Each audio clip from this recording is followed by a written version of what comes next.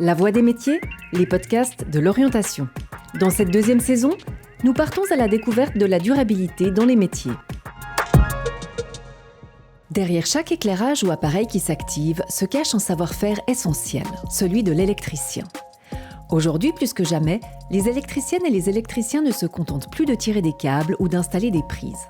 À la fois techniciens, innovateurs et acteurs de la transition énergétique, ils allient expertise et responsabilité pour façonner le monde de demain. Pour en parler, nous recevons Cédric Favreau, directeur d'une entreprise spécialisée dans l'infrastructure des réseaux électriques. Ensemble, nous plongeons au cœur d'un métier où précision, sécurité et innovation se conjuguent pour bâtir des réseaux plus durables et respectueux de la planète. Je m'appelle Cédric Favreau. Moi, je suis le directeur d'une entreprise qui est basée à Bussigny, une entreprise qui fait partie d'un grand groupe énergétique. Et puis aujourd'hui, je vais vous parler un petit peu de notre spécialité, qui est finalement le monde des infrastructures, le monde des réseaux électriques. Donc peut-être pour démarrer en introduction, il est important d'expliquer qu'est-ce qu'un réseau électrique et finalement comment est-ce qu'un réseau électrique ça fonctionne ou comment est-ce que le réseau électrique est construit et dimensionné. Alors, ce qu'il faut savoir, c'est que l'électricité, la grande particularité, c'est qu'on ne peut pas la stocker. Donc, l'électricité qu'on produit, il faut la consommer en temps réel. Et ça va nous dire comment construire ces réseaux électriques. Donc, de manière très simplifiée, à un moment donné, il faut produire l'énergie avec des barrages hydroélectriques, avec des centrales nucléaires, par exemple, des installations photovoltaïques, éoliennes, etc. On va produire l'énergie quelque part.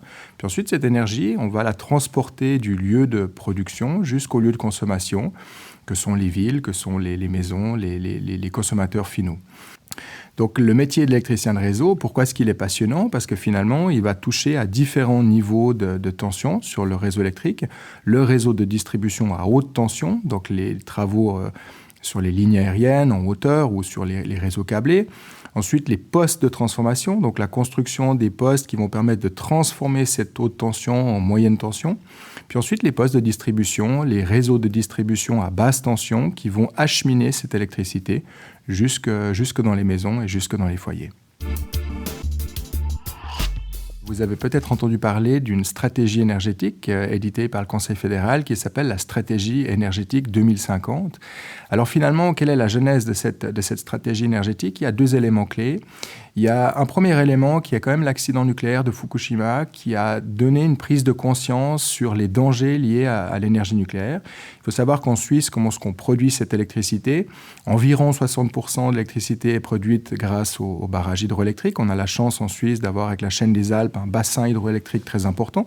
Donc on va produire une grande partie de l'électricité grâce à l'hydraulique, qui est une énergie totalement décarbonée, extraordinaire.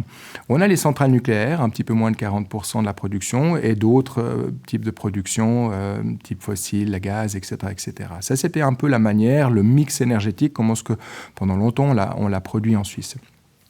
On s'est rendu compte que l'énergie nucléaire, c'était quand même un point qui pouvait être critique par rapport aux risques que ça la comportait.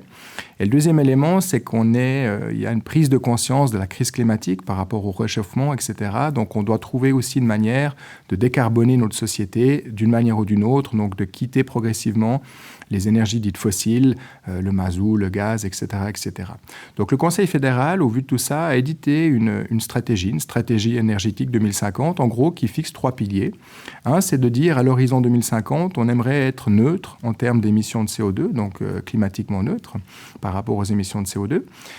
Un abandon progressif de la production d'origine nucléaire à l'horizon 2030-2035 et un gros travail sur l'efficience énergétique pour pouvoir consommer de manière un petit peu plus rationnelle. Alors finalement, comment est-ce qu'on y arrive ? Comment est-ce qu'on arrive à être neutre de CO2 et comment est-ce qu'on peut faire pour abandonner le nucléaire ? On voit que là, on est face à un défi qui est relativement important. En Suisse, c'est environ 60 TWh. Ça, c'est la consommation actuelle d'électricité en Suisse. Alors, si on passe justement de l'énergie fossile au vecteur électrique, c'est-à-dire que la mobilité, on ramène la mobilité sur la mobilité électrique, on décarbone l'industrie en électrifiant plus les processus, etc. On aimerait décarboner les réseaux de chauffage, donc on passe via des pompes à chaleur sur des systèmes électriques, etc. On voit que selon les différents scénarios, il y a environ une évolution de 50% de consommation en plus à l'horizon 2050. Donc on va se retrouver à l'horizon 2050 avec une consommation d'électricité en Suisse d'environ 90 TWh. Ça, c'est le premier élément. Donc on a d'une part une consommation d'électricité en plus, étant donné qu'on va sortir des énergies fossiles. Et puis d'un autre côté, on a ce challenge de sortir de l'énergie nucléaire. Donc on va devoir produire différemment l'électricité. Alors comment est-ce qu'on va produire cette électricité? L'idée, c'est de déployer massivement de l'énergie solaire, de l'énergie éolienne, de la biomasse, etc., etc.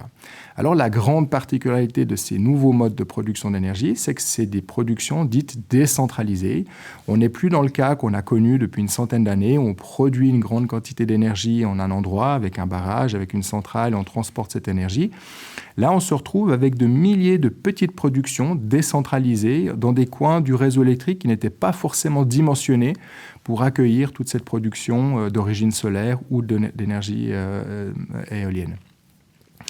Et donc les électriciens, finalement, leur gros travail maintenant, c'est de redimensionner les réseaux électriques, c'est de retravailler la structure fondamentale des réseaux électriques pour pouvoir les renforcer, pour permettre le raccordement de toutes ces centrales décentralisées, pour qu'on puisse, à l'horizon 2050, dans un monde idéal, être sorti de l'énergie nucléaire, pouvoir produire des énergies dites décarbonées ou renouvelables avec le solaire, l'éolien, etc., et en ayant conjugué cette augmentation d'électricité. Donc ça implique des défis relativement importants pour les électriciens, et c'est là où c'est passionnant, c'est que l'électricien est vraiment au cœur de cette transition énergétique pour pouvoir construire les réseaux électriques de demain, pour pouvoir les moderniser, pour pouvoir les transformer, pour pouvoir garantir ces nouveaux modes de production dits décentralisés.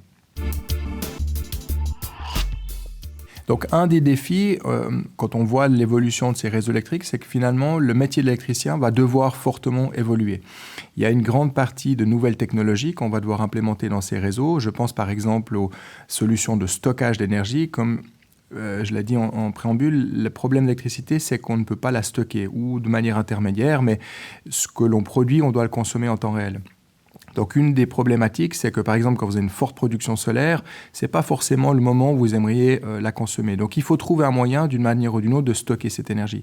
Ce qui veut dire que le métier d'électricien va aussi devoir évoluer vers la maîtrise de nouvelles technologies. On pense aux solutions de stockage avec les batteries, avec les systèmes de flexibilité, etc. Donc ce qui est passionnant pour l'électricien, c'est que son métier va fortement évoluer.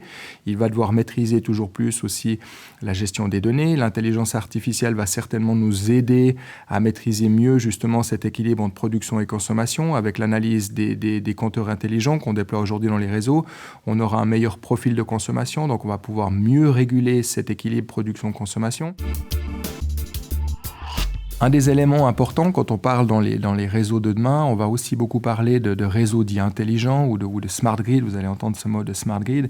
L'idée, c'est vraiment d'intégrer un maximum d'éléments dans le réseau électrique pour que chaque petite pièce du puzzle participe à l'équilibre du réseau.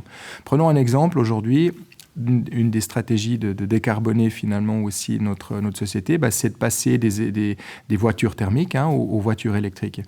Ce qui est intéressant quand on passe à la mobilité électrique, c'est que pour parcourir 100 km avec un véhicule thermique, ça nécessite environ 50 à 60 kWh. Le moteur électrique est beaucoup plus efficient. Donc pour parcourir 100 km avec un véhicule électrique, c'est environ 15 à 20 kWh uniquement qu'il vous suffit d'avoir. Donc on voit que de passer sur le vecteur électrique, c'est très intéressant parce que c'est beaucoup plus efficient, on consomme beaucoup moins d'énergie pour parcourir 100 km. Donc ça, c'est un aspect qui est extrêmement intéressant. Le deuxième élément intéressant avec la voiture, c'est que finalement, quasiment 80% du temps, votre voiture, elle est à l'arrêt. Donc une voiture électrique, c'est quelque part une mini-batterie qui, 80% du temps, est à disposition du réseau électrique qu'on pourrait utiliser. Donc si on arrivait de manière intelligente à raccorder cette voiture électrique quelque part dans le réseau, on pourrait se dire, en faisant une agrégation de toutes ces voitures électriques, on a quelque part une sorte de batterie virtuelle géante à disposition qu'on pourrait utiliser quand on a des surplus d'énergie pour stocker dans les voitures et ensuite reprendre cette énergie. Alors évidemment, il y a des défis technologiques. Donc on voit que dans le futur, on a des pistes, on a des solutions qui sont vraiment intéressantes. Et là, je pense qu'il y a beaucoup à faire aussi pour les électriciens. Donc ça implique de déployer les réseaux de bornes de recharge, de déployer le réseau pour pouvoir raccorder ces véhicules électriques sur le réseau. Et voilà typiquement une évolution dans le monde de l'électricité ou dans le monde des électriciens qui sont maintenant à même de travailler sur des nouvelles technologies ou des évolutions de leur métier liées à cet élément-là. Évidemment, un des éléments clés, donc on a vu, ce qui est très important, c'est de produire cette énergie maintenant de manière décarbonée au travers du solaire, avec les panneaux photovoltaïques, avec l'éolien, avec l'hydraulique, etc. Ça, c'est très bien. Par contre, il ne faut peut-être pas oublier que le meilleur kilowattheure, finalement, c'est celui qu'on ne consomme pas. Et dans ce sens-là, alors il y a des programmes d'efficience énergétique. L'idée, c'est de travailler sur des équipements électriques qui consomment toujours moins d'énergie. Et je pense aussi que le consommateur a une grande part de responsabilité là-dedans pour finalement, comme dit, le meilleur kilowattheure est celui qu'on ne consomme pas. Donc au travers de gestes extrêmement simples, des petits gestes du quotidien, chacune peut vraiment participer aux efforts d'économie d'énergie. Un exemple extrêmement simple, c'est l'énergie qu'on appelle l'énergie des stand-by. Alors bien qu'aujourd'hui on ait beaucoup plus d'équipements qui soient plus efficients, donc qui consomment moins d'énergie, il faut admettre que quand même dans les ménages il y a une multiplication des équipements électroménagers, les TV, etc., etc. Donc finalement d'un côté on a des équipements qui consomment moins, mais par contre on en a beaucoup plus. Et si on prend l'énergie des stand-by, donc c'est quoi l'énergie des stand-by? C'est finalement quand un équipement électrique il n'est pas complètement éteint, ou vous éteignez la télé avec la télécommande, vous avez encore la petite lumière rouge, votre équipement, il va continuer à consommer une petite partie d'énergie, certes, mais il va quand même continuer une petite partie d'énergie. Alors à l'échelle individuelle, à l'échelle du ménage, c'est pas beaucoup. Par contre, quand on fait une agrégation au niveau national, au niveau européen, on se rend compte que cette consommation simplement due au stand-by, elle est énorme. Pour vous donner un ordre de grandeur, on peut estimer que pour l'Europe, la consommation totale des stand-by, c'est l'équivalent de la production de 6 centrales nucléaires. Donc on voit finalement qu'avec des simples petits gestes, tout citoyen, citoyenne peut aussi participer finalement à cet effort d'économie d'énergie et participe de manière indirecte à la transition énergétique en économisant simplement l'énergie. On voit que finalement le métier de l'électricien, le métier de l'électricien de réseau du futur, il va fortement évoluer. Donc ce qui est très intéressant pour le métier de l'électricien, c'est que c'est plus simplement quelqu'un qui va poser des câbles, qui va construire des lignes électriques toute sa vie.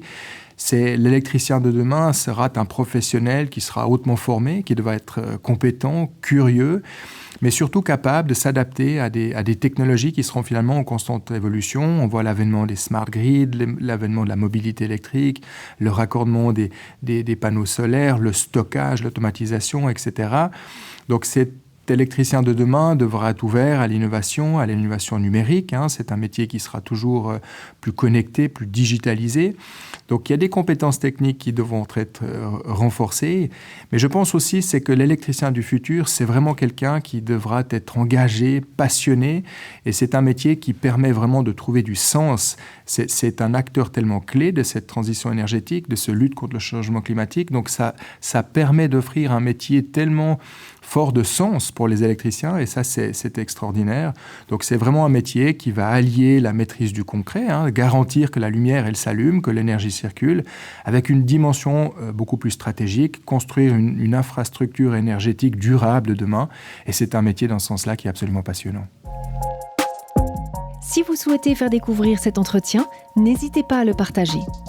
Merci d'avoir écouté La Voix des métiers, un podcast produit par l'Office d'orientation scolaire et professionnelle de l'État de Vaud. Vous pouvez retrouver tous les épisodes sur le site zoom-vd.ch et sur les différentes plateformes de streaming.